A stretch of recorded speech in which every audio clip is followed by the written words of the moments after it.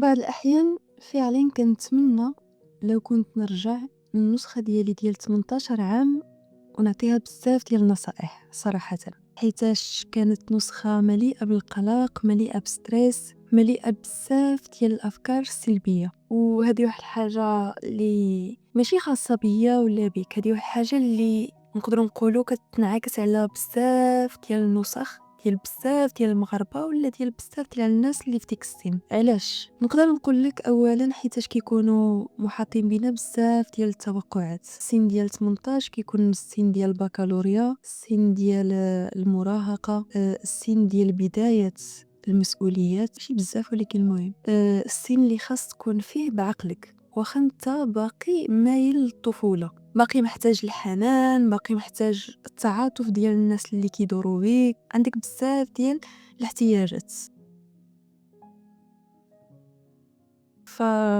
اذا عندكم دابا شي حاجه حسيتو ما كتشربوها اولا كتاكلوها كملوا معايا هذا الفيديو ونكتشفوا شويه شنو اي واحد عنده 18 عام خاصو بصح يعرف من وحده اللي ماشي بزاف باش عاشت هاد السنين هاد. واحد النهار كنت ماشيه في الطاكسي وكان عندي امتحان مهم وجبرت راسي انا في وسط الطاكسي وبزاف ديال ستريس، بزاف ديال عندك ما نوصلش، عندك يشد ليا استاذ الباب، عندك واحد اللحظه قلت واحد الحاجه اللي كانت درس كبير ليلي واللي فتحت لي واحد الباب ديال التفكير باقي حتى لدابا كنستافد منه. قلت مع راسي وشنو كاع غادي يوقع، سمعتوها مزيان، شنو كاع شنو اكفس حاجه تقدر توقع في هذا الموقف بالضبط. ما غندوزش الامتحان، غادي نجيب كريدي، غادي نعاود العام، ايوا واش غادي نضر في الصحه ديالي، واش غادي نفقد احد الاحباء ديالي، واش غادي شنو بالضبط هاد الحاجه اللي سيئه بزاف واللي مخلياني كنترعد وقلبي كيضرب. واهم حاجه عرفت شنو هي؟ واحد السؤال اخر تفكرته، انا دابا نستريسا واش نبدل شي حاجه في النتيجه ديال هذا الموقف. هذا نفترضوا دابا انا ستريسيت وبكيت وغوت وقلت للطاكسي عافاك سربي او ستوب فيه 80 ثانيه انا ما نوصلش، واش نبدل في النتيجه ديال هادشي كامل؟ واش نوصل في شي وقت مغاير؟ واش انا مكتب لي واحد حاجه وغادي توقع لي حاجه اخرى حيت دوزت واحد ستريس؟ لا.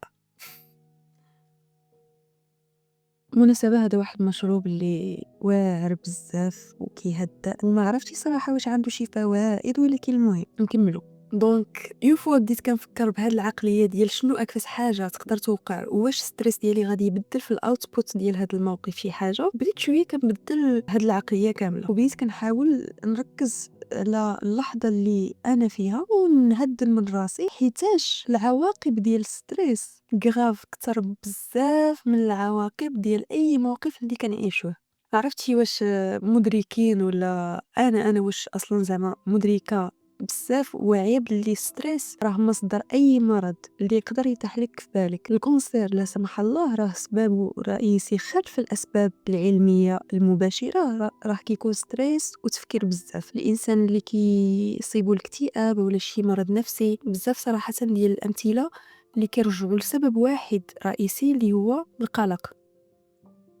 ماشي زعما سلبية ولا شي حاجة، ولكن الحياة أقصر بكثير من أنه نضيعوها في قلق وفي ستريس. هذه واحد الحاجة اللي أنا دابا نقدر نقول لك باللي راه كنقولها الهبة ديال راح ماشي غير ديال 18 عام، نقدر نكون كنقولها لراسي دابا. أصلا هادو بعض الحاجات اللي إذا بصح عملنا بهم راه كيبدلوا بزاف في الحياة ديال الإنسان. هادشي اللي كياخذنا لواحد النقطة أخرى صراحة اللي هي الرزق.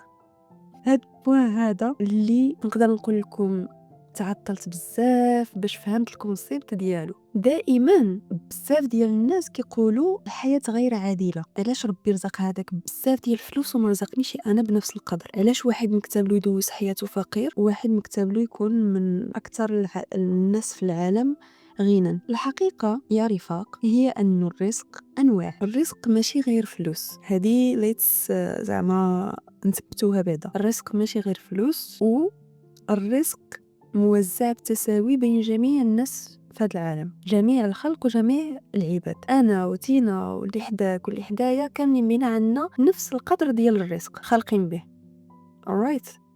واخا اذا علاش واحد عايش هكذا وواحد عايش هكذا؟ حيتاش بكل بساطه اذا واحد عنده مثلا في رزقه مليون درهم غادي ياخدها فلوس، راه واحد اخر رزقو مثلا 3 ديال العواول اللي غادي يربيهم وغادي يفوز بهم وغادي يكونوا له جنة على هاد الارض وغادي يتهلاو فيه وغادي يكونوا له رزق. عرفتي واش فهمتوني ولا باقي؟ واحد الشخص واخا عنده رزق يعني معتدل عادي كيعمل بالاسباب، يعني ماشي شي فلوس اللي بزاف، ولكن سبحان الله وصل ل 60 و70 عام هو باقي بالصحه ديالو، باقي مزيان، باقي كيتمشى كيخرج، باقي مدور بالعائله ديالو، ما وقع له حتى شي مرض حتى شي حاجه مثلا خايبه. هذا راه الرزق ديال الصحه. والاخر اللي قبل الرزق ديال الاولاد. وكاين صراحه بزاف ديال الانواع. خبركم بلي السلام الداخلي رزق. اذا انتينا انسان بارد وكتشوف راسك ما كتعصبش بزاف وكتشوف بلي كل شيء اللي كيدور بك دائما معصب وكياخذ في كل موقف واحد الانفعالات كبارين، ولكن انت دائما في واحد البيس اند لوف، راه عندك اصلا واحد الرزق. يعني الرزق راه تمت التفرقه ديالو بواحد التساوي، وما غادي نموتوا حتى ياخذ كل واحد الرزق اللي عنده بالفصيله وبكل دقه. فسواء جرينا بزاف جرينا شويه تقاتلنا بكينا طلعنا هبطنا، ما غاديش يفوتوا داك الرزق اللي مكتوب علينا. هادشي علاش الانسان يعمل بالاسباب، طبعا يقرا يخدم، طبعا هذا شرط، ولكن ما يفوتش لحد. بمعنى واخا يقدر يكون هذا الموضوع بعيد واحد شويه، بقى كنتفكر في الباك جبت انا نقطه مزيانه مونسيون تري بيان، ولكن عملت مجهود. انا قريت، يعني بديت انه كنقرا مزيان في شهر 4. قريت يعني كل نهار كنجلس في القنت وكنبدا نخدم في الامتحانات الوطنيه. ولكن نقدر نقول لكم باللي انا كنت عامله الهدف ديال ديك النقطه وبكل بساطه عملت الجهد ديالي. يعني ماشي تعاركت وكنموت وكنبكي وكنترعاد وما كناكل شي بحال اللي كنشوف بعض التلاميذ كيعملوا، واللي هي حاجه ماشي مزيانه، حيت هذه راه غير قرايه ماشي زعما نهايه العالم. فانا بكل بساطه عملت جهدي، وطيقوني ملي كنقول لكم كان من افضل الاعوام في الحياه ديالي صراحه. العام ديال الباك استمتعت بزاف حيت كنت كنقرا باستمتاع. اولا كنت عامله واحد لافيليا اللي كتعجبني، وثانيا كنت كنخدم بطريقه اللي كتعجبني وكنخدم على راحتي. كل نهار كنخدم على راحتي وكنعمل كانسل لاي حاجه اللي كدور بيا من المشاكل اكسيتيرا. حيت راه حتى شي واحد راه ما هان، حتى شي واحد راه ما جالس في السكات وكيقرا والديه مزيانين وكلشي مزيان، هذه راه مستحيل. وصافي. وصراحه جبت ديك الباك بالنقطه اللي بغيت، تقريبا بالفاصله اللي بغيت، وبكل زعما هدوء صراحه. يعني انا قريت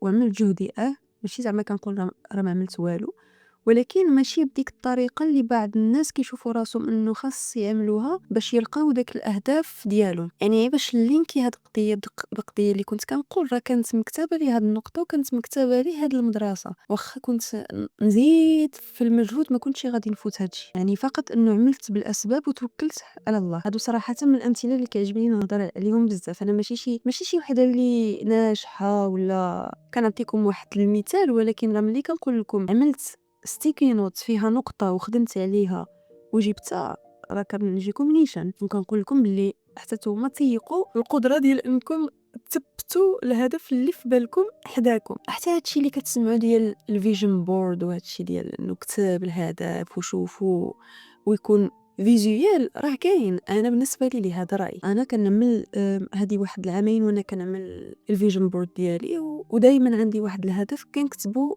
وكنشوفو كل صباح صراحه، وكندعي طبعا. يعني هادشي ماشي شي حاجه اللي بعيده على الدين، بالعكس راه كنخدموا على كل هدف بالاسباب وبالدعاء وبالتوكل على الله.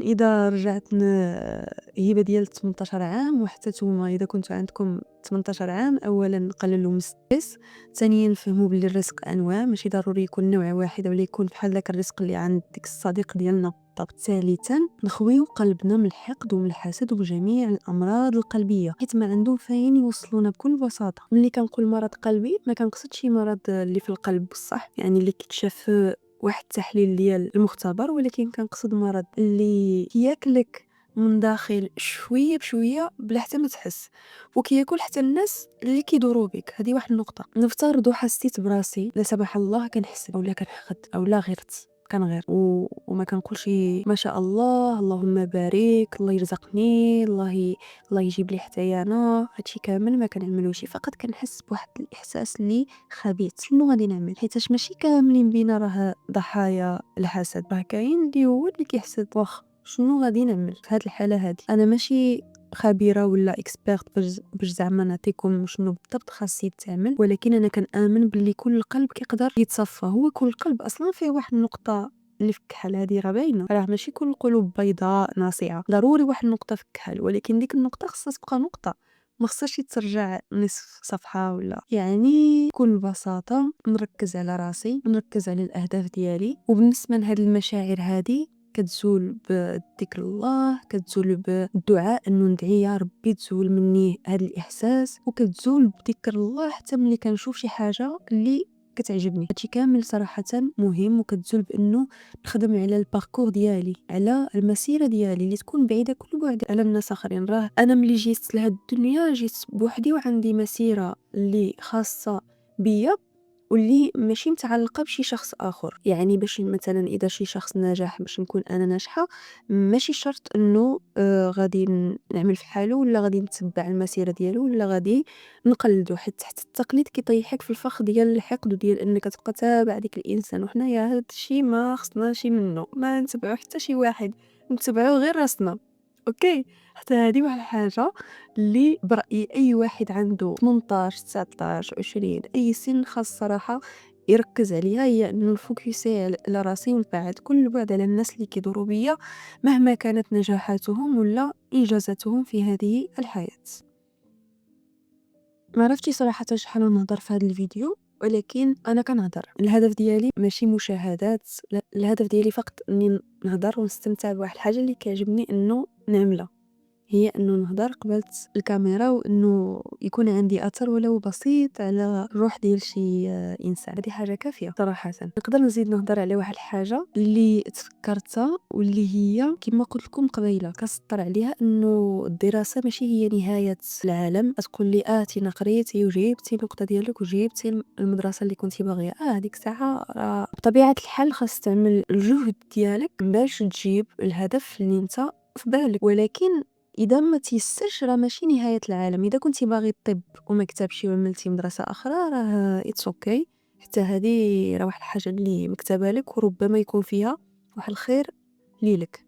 حنايا ماشي دائما اولا اصلا ما كنشوفوش الخير ديالنا فين هو، ولكن ربي سبحانه وتعالى عارف الغيب، وعارف انه اذا مشيتي في هاد الطريق راه واحد الحادث راه غادي يوقع لك من هنا شحال. راه شايف سبحانه وتعالى عالم الغيب. حنايا راه ما عارفينش، حنايا حدنا هنايا ما كنقدروش نشوفوا شنو كان غادي يوقع. زعما كنا دائما نفكروا هكذا، راه كنا غادي نفرحوا اذا مثلا شي حاجه ما كسبتش، غادي نقولوا الحمد لله ربي زول عليا شي حاجه اللي كانت غادي تضرني اكثر من اللي غادي تفرحني. حيتاش راه استجابه الدعاء ماشي دائما انه ديك الحاجه اللي خصنا غادي تستجاب بالضبط. استجابه الدعاء تقدر تكون على شكل حاجه اخرى اللي غادي توقع لك وغادي تأدي بك نفس الاحساس ولا نفس الحاجه ولا نفس النجاح. يعني بكل اختصار انا كنت باغيه نقرا واحد الحاجه باش نكون ناجحه، راه ربما نقرا حاجه اخرى وغادي ننجح اكثر اكثر واكثر. وهادو امثله شفتهم بعيني وشهدت عليهم من ناس قرابين بزاف صراحه. وزدت اتاكدت، حيت شوف من دائما كنت كنقول الهندسه الطب الهندسه الطب، وهذه هي الحاجه اللي كيقنعوك بها ملي كتكون صغير باللي هذه هي اللي خاص تكون. ولكن ملي شفت راسي ما قدراش على واحد الماده وبدلت فيها خير. في الاول كنت كنقول او دابا تحت في واحد الحاجه اللي ما كانش خصني، كيفاش غادي يكون هذا المستقبل. ولكن من بعد سبحان الله كان كل شيء يعني كيتاخد المكان ديالو صحيح، بحال واحد القطعه ديال البازل، كل شيء مع الوقت كيدخل في ديك المكان ديالو بلا ما انت اصلا تعرف، ولكن هما راه كيترتبوا بواحد الطريقه اللي صحيحه جدا.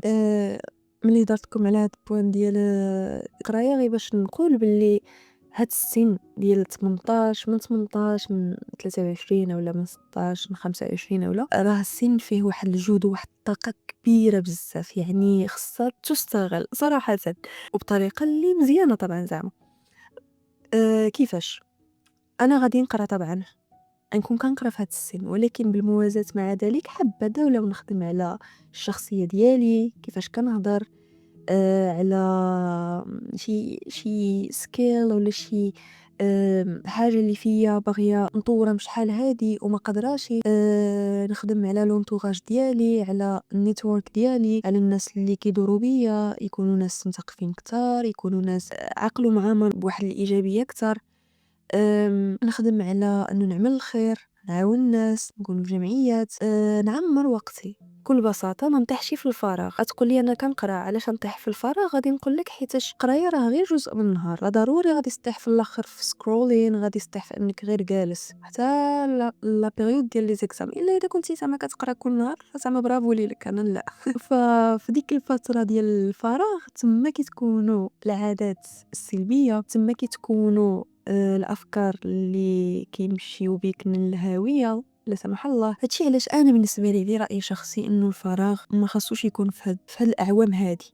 غير عيا ماشي مشكل، رجع للدار ما قدرش وعيتي، ولا انك تبقى غير جالس وعقلك كديك بزاف ديال الاماكن اللي ماشي هما هادوك. هي مشي تقرا ومن تما مشي لشي اجتماع، ومن تما مشي لشي دوره تكوينيه، ومن تما ما نعرف شنو عندك وانت معمر نهارك كامل. ولا مثلا مثلا في وسط النهار ديالك كتمشي وكتطلع على شي مثلا جداتك شحال ما شفتيها، كتصين مثلا واحد الرحيم. مهم كتعمل يعني كتنجز في النهار ديالك، ماشي كتخليه غير يعني typical day. لا، علاش نستغل انا هاد النهار ديالي اللي نوضت فيه كنشوف وبالصحه ديالي، ويعني عندي واحد النهار مليء واحد النعم كثيره لا تعد ولا تحصى. نستغل هاد النهار هذا ماشي واحد الهوس زعما بالديفلوبمنت ولا بالانجاز. هذا فقط راي ديال وحده كتشوف باللي الفراغ هو سر كل حاجه اللي خايبه صراحه. وكنفضل الانسان يستغل هاد السنين انه يطور من راسو للاحسن ويقدر. باي ذا واي، حيت انا قدرت انه نكون كنتأتأ بزاف في الباك، انه دابا في السانكيام اني ديال لو ان سي جي كنتأتأ قل بزاف. يعني هذا بالنسبه لي انجاز اللي ماشي جيت وعملته هكذا، ولكن عملت فيه بزاف ديال لي زيتاب وبزاف ديال المراحل اللي كياخذوا وقت، واللي السر ديالهم ما طيحتش في الفراغ، وعمرت الوقت ديالي وعمرت لونفيرونمون. حتى الناس اللي كيدوروا بيا كانوا ناس مزيانين وكيزيدوا بيا قدام. ما عرفتش شحال هضرت. مهم كنفرح بزاف صراحه ملي كنشوف ناس اللي باقين في يعني قدي في السنين ديالنا في ريعان الشباب وعاملين انجازات. وبالانجازات ما كنقصدش فقط انجازات ماديه، كنقصد انجازات يعني انه عمل شي حاجه في الحياه ديالو، يامن بالاهداف، يامن بالايجابيه. كتهضر مع شي بنت كتلقاها يعني راسها عامر عارفه شنو كتقول. فصافي هادشي كنظن اللي كاين في هذا الفيديو. كنتمنى نكون كنت خفيفه على القلوب ديالكم، واذا بغينا نعملوا واحد ريكاب خفيف على شنو اللي تقال في هذا الفيديو: لا للقلق، لا للفراغ، لا للحقد، ولا للخوف على الرزق. ربما هكذا. المهم هادشي اللي كاين، و see you soon ان شاء الله في شي مقطع اخر.